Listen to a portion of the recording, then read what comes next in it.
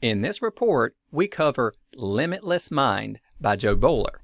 Now, this book focuses on two primary myths. The first is the myth of innate abilities. That is, we are born with a specific ability more so than others. And that's simply not true, or she cites plenty of scientific research to indicate that that is not the case. Rather, we acquire abilities throughout time based upon our experiences, our efforts, things of that nature.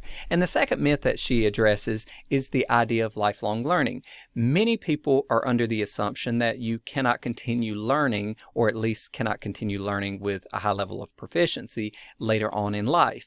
And she cites ample evidence as well that you can continue to learn throughout your life. And the first part of the book addresses the idea of brain development, specifically the idea of neuroplasticity and the fungibility of your brain and its ability to continue to change and grow and expand throughout the majority of your life. Now, she addresses several of the important concepts related to what gives rise to brain development. And specifically, she points out the idea that struggling, attempting difficult things, and ultimately making mistakes is an extremely important part of learning. And as a matter of fact, people who go back and revisit their mistakes to correct them show a higher degree of learning in a similar scenario to those who don't. So she points out several aspects of brain development and learning. She says it's important to routinely engage in deep work, that is very highly concentrated, uninterrupted work, what oftentimes you hear referred to as directed practice or directed work with the purpose of specific improvement. Then she talks a bit about the idea of how fast we learn and speed as a metric of aptitude. And she says that generally individuals who are able to solve problems more quickly and respond more quickly are not necessarily more apt or intelligent.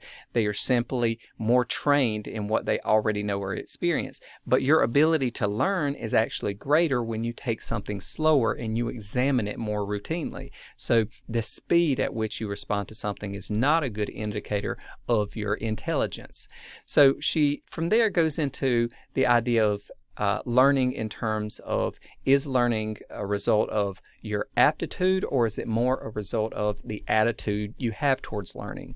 And she says that the attitude towards learning is far more important than any innate ability or your age, for example.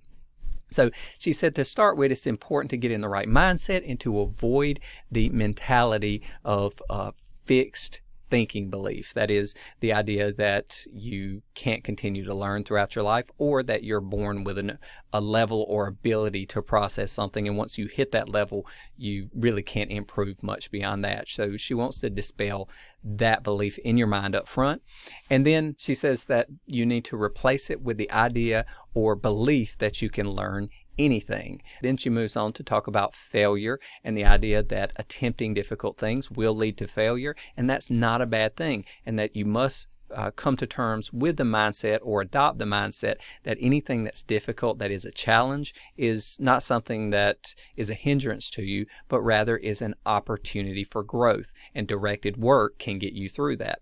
So from there, she encourages the use of these ideas in terms of learning and educational programs. So she's an advocate of flexible approaches to teaching and learning. And by that, she really means that you're going to get better learning results if you identify multiple approaches, multiple unique or different approaches to learning any idea or concept. So ultimately, if you can do this, it strengthens your mental frameworks. That is, it builds a broader repository or ability for conceptual thinking, allows you to think about things in different ways. And so she speaks to the idea of conceptual thinking in that regard as being far more important than the memorization and recitation of facts, the rote memorization, if you will. So she places a big emphasis on how you connect ideas and put them together to form these mental frameworks that you can ultimately use to address any new scenario that you come in contact with. And she also speaks to the idea of diversity of opinion or diversity of viewpoint, meaning that you must understand and embrace other people's points of view so you can cognitively process it. So it's important to collaborate and do group work because that exposes you to various ways of thinking. And this concludes our coverage of Limitless Mind by Jo Boaler.